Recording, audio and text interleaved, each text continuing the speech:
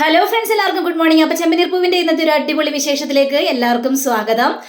അങ്ങനെ നമ്മുടെ സച്ചിയും രേവതിയും കൂടി ഇങ്ങനെ സംസാരിക്കുകയാണ്. കോമ്പറ്റീഷൻ ആണല്ലോ, അപ്പോൾ അതിന് നമുക്ക് വിൻ ചെയ്യണം, നമ്മൾക്ക് തന്നെ ഫസ്റ്റ് പ്രൈസ് കിട്ടണം എന്നൊരൊറ്റ ഉദ്ദേശത്തോടു കൂടി തന്നെ സച്ചി പറയുന്നത്. അപ്പോൾ സച്ചി, രേവതി നമുക്കൊന്ന് ഡാൻസ് കളിച്ച് നോക്കിയാലോ? ഡാൻസ് കളിക്കാനൊന്നും പോവാ സച്ചി ഏട്ടാ, ഞാനൊന്നുമില്ല ഡാൻസ് കളിച്ച് നോക്കാനായിട്ട്. ഒന്ന് വാ രേവതി, നമുക്ക് ഡാൻസ് കളിച്ച് നോക്കാന്നേ. വേണ്ട, ഡാൻസ് കളിച്ചുകൊണ്ട് എന്താ കാര്യം? ഇതിൽ എന്താണ്, എങ്ങനെയാണ്, ഇവരെങ്ങനെയാണ് ചോദ്യങ്ങൾ ചോദിക്കാൻ പോകുന്നത്, ഇതൊന്നും നമുക്കറിയില്ലല്ലോ. ഇനി അറിവുള്ളവരോട് നമുക്കൊന്ന് ചോദിച്ചാലോ?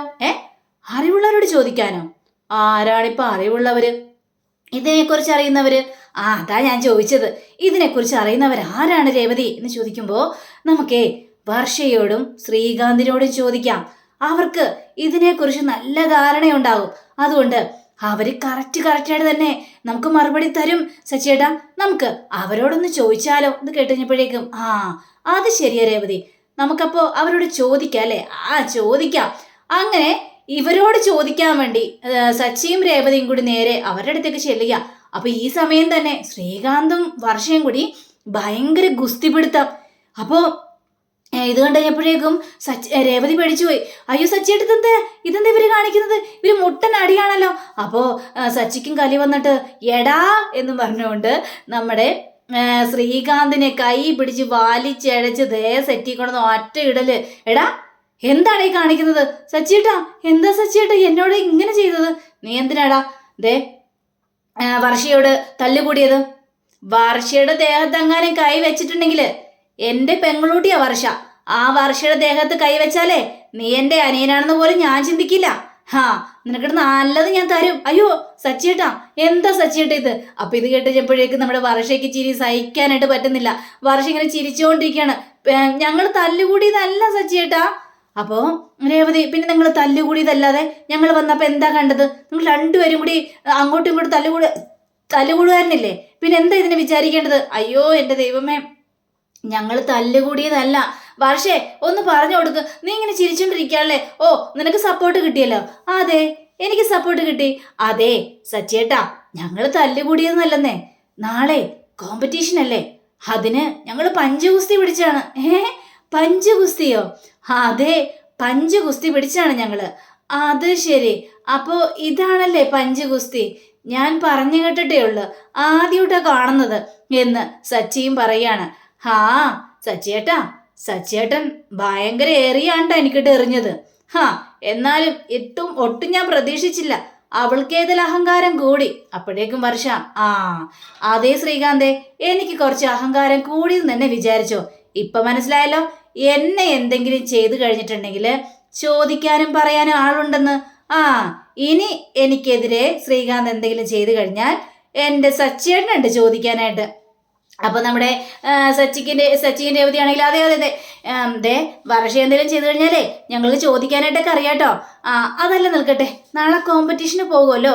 അപ്പോ എന്തെല്ലാം ചോദ്യങ്ങളായിരിക്കും ചോദിക്കാനായിട്ട് പോകുന്നത്? അതിനെക്കുറിച്ച് ഒരു ധാരണ ഞങ്ങൾക്കില്ലെന്നേ. ഇതിനെക്കുറിച്ച് ചോദിക്കാൻ വേണ്ടി നിങ്ങളുടെ അടുത്തേക്ക് വന്നത്. അപ്പോഴിങ്ങനെ ഒരു കാഴ്ച കണ്ടത്. എന്താണെങ്കിലും ഒന്ന് പറഞ്ഞു തരാൻ പാടില്ലേ? ഒന്ന് പറഞ്ഞതാ എന്നേ വർഷേ എന്നൊക്കെ ഇങ്ങനെ രേവതിയും അതേപോലെ തന്നെ സച്ചിയും ചോദിക്കുകയാണ്. എന്തൊക്കെ ക്വസ്റ്റ്യൻ ആണെന്ന് ചോദിച്ചു കഴിഞ്ഞിട്ടുണ്ടെങ്കിൽ നിങ്ങളോട് പല കാര്യങ്ങളും ചോദിക്കും. സച്ചിയേട്ടാ, ഞാൻ സച്ചിയേട്ടനോട് ചോദിക്കാം. ഈ രേവതി ചേച്ചിയെ കുറിച്ച് സച്ചിയേട്ടനോട് പല കാര്യങ്ങളും ചോദിക്കും. അപ്പോ കറക്റ്റായിട്ട് തന്നെ ഉത്തരം പറയണം. രേവതിയെ കുറിച്ച് എന്നോട് ചോദിക്കുമെന്ന്. അത് കൊള്ളാം. രേവതിയെ കുറിച്ച് എന്നോട് ചോദിച്ച അവളെ കുറിച്ച് എല്ലാ കാര്യങ്ങളും എനിക്കറിയാം. ചോദിക്കട്ടെ. എങ്കിൽ പിന്നെ ഞാനൊരു ചോദ്യം ചോദിക്കട്ടെ സച്ചിയേട്ടാ? ചോദിക്ക് വർഷേ. അതായത് നമ്മുടെ രേവതി ചേച്ചിക്ക് ഇഷ്ടമുള്ള പാട്ട് ഏതാണ്? പാട്ടെന്ന് പറഞ്ഞു കഴിഞ്ഞാൽ ഭക്തിഗാനങ്ങളാണ് ഇഷ്ടം. അപ്പൊ രേവതിയാണെങ്കിൽ അതെ എനിക്ക് ഭക്തിഗാനങ്ങൾ തന്നെ ഇഷ്ടം. അങ്ങനെ പറഞ്ഞാൽ പോരാ, ഏത് പാട്ടാണ് ഇഷ്ടം എന്നാണ് ഞാൻ ചോദിച്ചത്. ഇത് കിട്ടുമ്പോഴേക്കും അയ്യോ ഏത് പാട്ടാണെന്നോ? അങ്ങനെയൊക്കെ ചോദിച്ചു കഴിഞ്ഞാൽ ഞാൻ എങ്ങനെയാ ഉത്തരം പറയുന്നത്? ശരി, എങ്കിൽ പിന്നെ അത് വിടാം.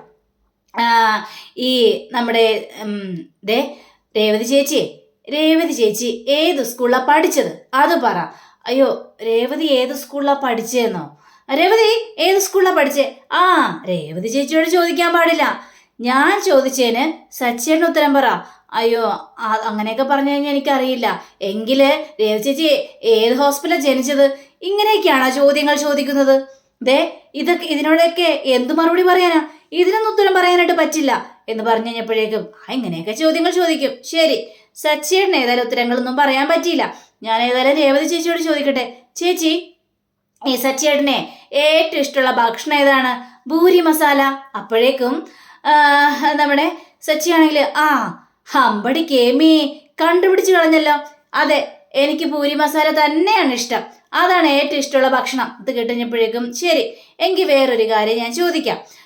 സച്ചിയേട്ടനെ ഏറ്റവും ഇഷ്ടപ്പെട്ട നാട് ഏതാണ് എന്ന് രേവതിയോട് ചോദിച്ചപ്പോൾ അത് പിന്നെ സച്ചിയേട്ടൻ ഡ്രൈവറാണല്ലോ, അപ്പോൾ ഒരുപാട് നാടുകളിലൊക്കെ പോയിട്ടുണ്ട്.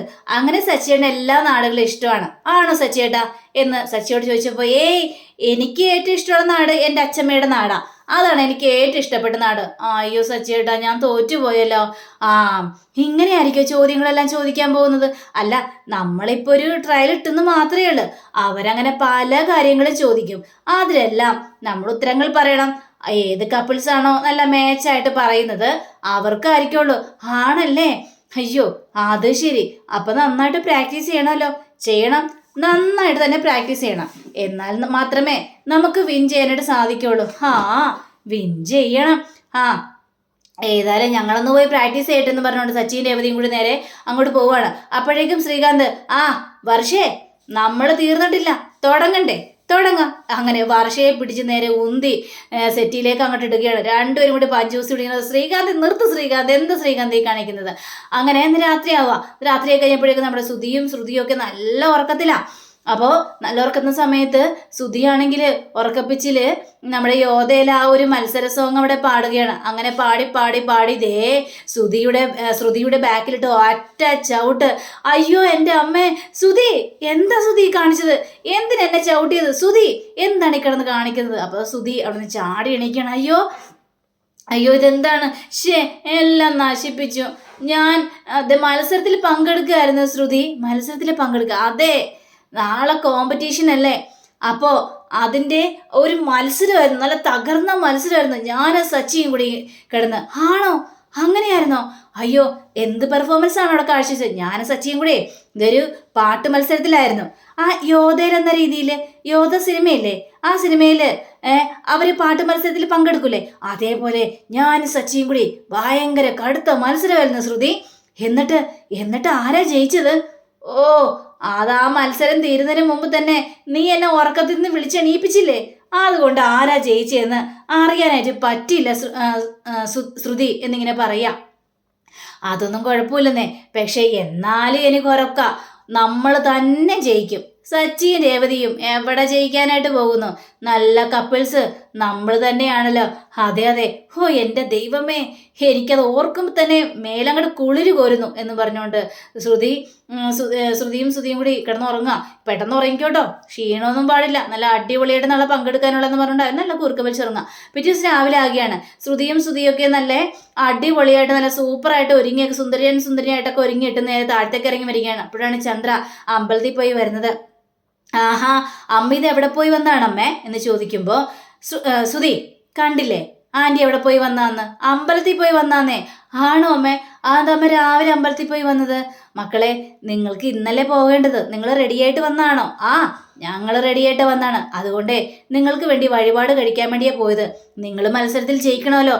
എൻ്റെ പൊന്നമ്മേ, അമ്മ ദൈവങ്ങളെ പോലും പറ്റിച്ചല്ലോ. അമ്മമ്മ ദൈവങ്ങളോട് പ്രാർത്ഥിച്ചിട്ട് ഒരു കാര്യമില്ല. ഈ മത്സരത്തിൽ ഞങ്ങൾ തന്നെ വിജയിക്കുള്ളൂ. നല്ല കപ്പിൾസ് ഞാനും ശ്രുതിയാണ്. അതുകൊണ്ട് ഞങ്ങൾ തന്നെ വിജയിക്കുള്ളൂ അമ്മേ. അമ്മ ദൈവത്തോട് എന്തിനാണ് വെറുതെ പ്രാർത്ഥിക്കാനായിട്ട് പോയത്? ദൈവത്തിന് പോലും അറിയാം ഞങ്ങൾ ജയിക്കുള്ളെന്ന്. ഇത് കേട്ട് കഴിഞ്ഞപ്പോഴേക്കും അതല്ലട മക്കളെ, എനിക്കറിയാം നിങ്ങൾ ജയിക്കുള്ളെന്ന്. പക്ഷേ എന്നാലും എൻ്റെ ഒരു മനസമാധാനത്തിന് വേണ്ടി പ്രാർത്ഥിക്കാനായിട്ട് പോയെന്നേ ഉള്ളു, അല്ലാതെ വേറൊന്നുമല്ല. ഏതായാലും പ്രാർത്ഥിക്കാനായിട്ട് പോയല്ലോ എന്നൊക്കെ ഇങ്ങനെ സംസാരിക്കുകയാണ്. വേറെ ആൾക്കാരൊക്കെ ഒന്നും വന്നിട്ട് കാര്യമില്ല. അപ്പോൾ ദാ വരുന്നു സച്ചിൻ രേവതിയും. അവരും ഒരുങ്ങിപ്പിടിച്ച് വരികയാണ്. ദേ വന്നിരിക്കുന്നു ഒരുങ്ങിപ്പിടിച്ച് സച്ചിൻ രേവതിയൊക്കെ. നീയൊക്കെ വന്നിട്ട് യാതൊരു കാര്യമില്ല, ജയിക്കാൻ പോകുന്നില്ല. അപ്പോഴേക്കും രേവതി, ആരാണ് ജയിക്കുന്നതെന്ന് നമുക്കറിയാലോ, ഇങ്ങനെ കിടന്ന് അധികാവകാശം പിടിക്കല്ലേന്നേ. അപ്പോൾ വർഷയും ശ്രീകാന്തും പറയാണ്. അപ്പോൾ വർഷ എന്നിട്ട് ശ്രുതിച്ചേട്ടാ, ഈ ഓവർ കോൺഫിഡൻസ് അതത്രയും നല്ല കാര്യമല്ല. ആരാ ജയിക്കാൻ പോകുന്നത് നമുക്ക് അവിടെ ചെല്ലും പറയാം. നമ്മൾ മാത്രമല്ല അവിടെ ചെല്ലുന്നത്, ഒരുപാട് കപ്പിൾസുകൾ ഉണ്ടാവും. അവരെല്ലാം മത്സരത്തിൽ പങ്കെടുക്കുന്നുണ്ട്. അങ്ങനെ ഫൈനലിൽ വരണമെന്ന് പ്രാർത്ഥിക്കേ. അത്രയും മാത്രമേ പറയാനായിട്ട് പറ്റുള്ളൂ. അല്ലാതെ ഓവർ കോൺഫിഡൻസ് ഒന്നും എടുക്കാനായിട്ട് പറ്റില്ല. ഒരു ഓവർ കോൺഫിഡൻസും അല്ല, ഞങ്ങൾ തന്നെയാണ് ബെസ്റ്റ് കപ്പിൾസ്, ഞങ്ങൾ ജയിക്കുക തന്നെ ചെയ്യും എന്ന് ഇവർ രണ്ടുപേരും കൂടി ഇങ്ങനെ സംസാരിക്കാം. അപ്പോഴേക്കും രവി പറയാണ്, എൻ്റെ ചന്ദ്രേ, എല്ലാവർക്കും വേണ്ടി പ്രാർത്ഥിക്കണം. എല്ലാവരും നിങ്ങളുടെ മക്കൾ തന്നെയല്ലേ. അപ്പോൾ ശ്രുതിയാണെങ്കിൽ അതെ, അമ്മയുടെ കാലിൽ വീണ് അനുഗ്രഹം മേടിക്കുക എന്ന് ശ്രുതി പറയാണ്. അമ്മയുടെ കാലിൽ വീണെന്ന് അനുഗ്രഹം മേടിക്കേണ്ട യാതൊരു കാര്യമില്ല എൻ്റെ ശ്രുതി. നമ്മൾ ജയിക്കുമല്ലോ, നമ്മൾ ജയിച്ചെന്ന് ദൈവം നേരത്തെ വിധി എഴുതിയിരിക്കുകയാണ്. പിന്നെ എന്തിനാ അമ്മയുടെ കാലിൽ വീണ് അനുഗ്രഹം മേടിക്കുന്നത്? ഇനി അമ്മയ്ക്കൊരു സന്തോഷമാവട്ടെ, ശരി മേടിക്കാം എന്ന് പറഞ്ഞുകൊണ്ട് അനുഗ്രഹം മേടിക്കാം. അപ്പം അനുഗ്രഹം മേടിച്ചു കഴിഞ്ഞപ്പോഴേക്കും നമ്മുടെ രവി, അവരെ മാത്രം അനുഗ്രഹിച്ചാൽ പോരാ, ഇവിടെ നിൽക്കുന്നതും നിന്റെ മക്കൾ തന്നെയാണ്, അവരെല്ലാവരെയും അനുഗ്രഹിക്കും ചന്ദ്രേ. അങ്ങനെ ചന്ദ്ര വർഷയും ശ്രീകാന്തിനെ അനുഗ്രഹിച്ചു. പക്ഷേ രേവതിയെയും സച്ചിയെയും അനുഗ്രഹിച്ചില്ല. അപ്പോൾ രവി എന്താ അവരനുഗ്രഹിക്കുന്നില്ലേ? സച്ചിയും രേവതിയും നിന്റെ മകനും മരുമകളും അല്ലേ, അവരനുഗ്രഹിച്ചില്ലെന്താ കുഴപ്പം? പക്ഷേ ചന്ദ്രയുടെ മുഖം വല്ലാതെ ഇങ്ങനെ മാറി നിൽക്കാം. അപ്പൊ രേവതി, വേണ്ടച്ചാ, ഈ അനുഗ്രഹം എന്ന് പറഞ്ഞതേ ചോദിച്ചു മേടിക്കേണ്ട കാര്യമല്ല, അത് മനസ്സറിഞ്ഞു തരേണ്ടതാണ്. ഞങ്ങളെ അച്ഛൻ അനുഗ്രഹിച്ചാൽ മതി എന്നും പറഞ്ഞുകൊണ്ട് അച്ഛൻ്റെ അനുഗ്രഹം മേടിക്കുകയാണ്. മക്കളെ നന്നായിട്ട് വരട്ടെ, നിങ്ങളിൽ ആര് ജയിച്ചാലും അച്ഛന് സന്തോഷം മാത്രമേ ഉള്ളൂ, വിജയിച്ച് വാ മക്കളെ എന്നും പറഞ്ഞുകൊണ്ട് ഇവരെ യാത്ര അയക്കുകയാണ്. അങ്ങനെ പടിയിറങ്ങാൻ പോകുന്ന സമയത്ത് നമ്മുടെ ശ്രുതിയാണെങ്കിൽ ഭയങ്കര പൊങ്ങച്ചം പറയാം. സമയത്ത് രവി, ഇതെന്തിനാ ഇത്രയും വണ്ടി എന്ന് ചോദിച്ചപ്പോഴേക്കും വർഷ, ഇരിക്കട്ടെ അങ്ങളെ, ഒരു മത്സരത്തിന് പോവല്ലേ, വണ്ടി നമുക്ക് ധാരാളം ഉണ്ടല്ലോ എന്നും പറഞ്ഞുകൊണ്ട് ഇവര് ഈ ചന്ദ്രയുടെയൊക്കെ അനുഗ്രഹം മേടിച്ചിട്ട് നേരെ അങ്ങോട്ട് പോവാ. അപ്പോൾ ചന്ദ്രയാണെങ്കിൽ ഇവർ പോയി കഴിഞ്ഞപ്പോഴേക്കും ഭയങ്കരമായിട്ടും പൊട്ടി ചിരി. എന്തിനാ ചന്ദ്രേ, നീ എന്തിനാ ചിരിക്കുന്നത് എന്ന് ചോദിച്ചപ്പോഴേക്കും, അല്ല, ഈ രേവതിയും സച്ചിയും കൂടി പോയിട്ടുണ്ട്, അവരവിടെ ചോദിക്കാൻ പോകുന്നത് ഇംഗ്ലീഷിലായിരിക്കും. ഇംഗ്ലീഷിൽ ഒരുപാട് ചോദ്യങ്ങളെല്ലാം ചോദിക്കും. അപ്പോൾ ഇവരെന്ത് ചെയ്യും? അവർ ഓട്ടം ഓടും. ഇത് കേട്ടുകഴിഞ്ഞപ്പോഴേക്കും രവി, എടാ ചന്ദ്രേ, ഇങ്ങനെ ആവേശം കൊള്ളല്ലേ, ആരാണ് ഓടാൻ പോകുന്നതെന്ന് നമുക്ക് വഴിയെ മനസ്സിലാവും എന്ന് പറയാ. അപ്പോഴേക്കും ചന്ദ്ര അങ്ങോട്ട് ഉള്ളിൽ കയറി പോയി കഴിഞ്ഞപ്പോഴേക്കും, എൻ്റെ ദൈവമേ, മക്കൾ തന്നെ ജയിക്കണേ എന്ന് പ്രാർത്ഥിക്കുകയാണ് നമ്മുടെ രവി. അങ്ങനെ ഇവര് എല്ലാവരും കൂടി ആ ഒരു ഫംഗ്ഷനുള്ള സ്ഥലത്ത് എത്തിയിരിക്കുകയാണ്, കോമ്പറ്റീഷനുള്ള സ്ഥലത്ത് എത്തിയിരിക്കുകയാണ്. അപ്പോൾ അവിടെ ഒരു ആങ്കറുണ്ട്. ആ ആങ്കർ ഓരോരുത്തരെയും കാര്യങ്ങളെല്ലാം ഇങ്ങനെ പറയുകയാണ്, ജഡ്ജിൻ്റെ പേരും അങ്ങനെ ജഡ്ജ് ആരാണെന്നും ജഡ്ജികളും അതേപോലെ തന്നെ അങ്ങനെ ഓരോ കാര്യങ്ങളവിടെ സംസാരിക്കുകയാണ്. സംസാരിച്ച് കഴിഞ്ഞപ്പോഴേക്കും ഇതിൽ മത്സരത്തിൽ പങ്കെടുക്കാൻ വന്നവരൊക്കെ സ്റ്റേജിൽ കയറി നിൽക്കാനായിട്ട് പറയുകയാണ്. അങ്ങനെ ഓരോരുത്തരും വന്ന് താൻ ആരാണ്, ഇത് തൻ്റെ ഭർത്താവാണ്, തൻ്റെ ജോലി എന്താണ് എന്ന രീതിയിൽ സംസാരിക്കുകയാണ്. അപ്പോൾ ശ്രുതിയെ വിളിച്ചെടുത്തേ, നോക്കിക്കണ്ടേ, ഇവിടെ എല്ലാവരും ഹൈ ടീമുകളാണ് വന്നിരിക്കുന്നത്. സച്ചിയെയും രേവതിയോട് എന്ത് ജോലിയാന്ന് ചോദിക്കുമ്പോൾ അവർ ബാബാബ അടിക്കും. ഇവർക്കൊന്നും കിട്ടാൻ പോകുന്നില്ല, നമ്മളൊക്കെ നല്ല എഡ്യൂക്കേറ്റഡ് ആണ്, ഇവിടെ വന്നിരിക്കുന്നത് മുഴുവനും എഡ്യൂക്കേറ്റഡ് ആണ്, കണ്ടറിയാലോ. അങ്ങനെ ശ്രീകാന്തിനെയും വർഷയെയും വിളിക്കുകയാണ്. അപ്പോൾ ശ്രീകാന്ത് പറയണേ, ഞാനൊരു ഹോട്ടലിലെ ഷെഫാണെന്ന്. അപ്പോൾ വർഷ പറയാ, ഞാൻ ഡബിങ് ആർട്ടിസ്റ്റാണ്, ഇതിൻ്റെ ഭർത്താവ് ശ്രീകാന്താണ് എന്നൊക്കെ ഇങ്ങനെ പറയാ. അത് കഴിഞ്ഞപ്പോഴേക്കും ശ്രുതിയെയും കൂടി വിളിക്കാം. അപ്പോൾ അവരോട് ശ്രുതിയോട് എന്താണെന്ന് ചോദിച്ചു കഴിഞ്ഞപ്പോഴേക്കും, ഞാനൊരു വളർന്നു വരുന്ന ഒരു ബിസിനസ് മാഗ്നറ്റാണ്, ഞാൻ ഇനി കേരളത്തിൽ ഉടനീളം ഷോറൂമുകൾ ഇടുമെന്നും പറഞ്ഞുകൊണ്ട് പൊങ്ങച്ചം തുടങ്ങി. എനിക്ക് 7 ഡിഗ്രി ഉണ്ട്. ഇതൊക്കെ കഴിഞ്ഞപ്പോഴേക്കും നമ്മുടെ രേവതിക്കും അതേപോലെ തന്നെ സച്ചിക്കൊക്കെ ചിരി വന്നിട്ട് സഹിക്കാൻ പറ്റുന്നില്ല. അപ്പോൾ ശ്രുതിയോടും ചോദിക്കുകയാണ്, നിങ്ങൾ ഇങ്ങനെ ഈ ശ്രുതിയോടിങ്ങനെ ചോദിച്ചുകൊണ്ടിരിക്കുകയാണ്. അപ്പോഴേക്കും ഒന്ന് നിർത്തും ശ്രുതി എന്നിങ്ങനെ ശ്രുതി നിർത്ത് എന്നൊക്കെ ഇങ്ങനെ പറഞ്ഞു കഴിഞ്ഞപ്പോഴേക്കും, ഞാൻ പറയട്ടെ ശ്രുതി, തീർന്നില്ലല്ലോ, ഇനിയും എന്നെ നിങ്ങൾ ഒരുപാട് അറിയാൻ പോകുന്നേ ഉള്ളൂ, എൻ്റെ മോട്ടിവേഷനൊക്കെ നിങ്ങൾ തേടി വരും. അപ്പോൾ നമ്മുടെ സച്ചിയാണെങ്കിൽ, രേവതി പറഞ്ഞു കേട്ടില്ലേ, അവരെക്കുറിച്ച് ഇവിടെ കൂടുതൽ അറിഞ്ഞു കഴിഞ്ഞാൽ ശരിയാ, അവനോട് ഓരോ ചോദ്യങ്ങളുമായിട്ട് വരും, ഒന്ന് മിണ്ടാതിരിക്കുക സച്ചേട്ടാ എന്ന് രേവതിയും പറയാ. അപ്പൊ അങ്ങനെയും കാണിച്ചുകൊണ്ടാണ് നമ്മുടെ ഇന്നത്തെ റിവ്യൂ ഇവിടെ അവസാനിച്ചിരിക്കുന്നത്. അടുത്ത റിവ്യൂവിനായി കാത്തിരിക്കുക, സബ്സ്ക്രൈബ് ചെയ്യുക. എല്ലാവർക്കും നല്ലൊരു ദിനം ആശംസിച്ചുകൊണ്ട് തന്നെ നമസ്കാരം. Thank you. ബൈ.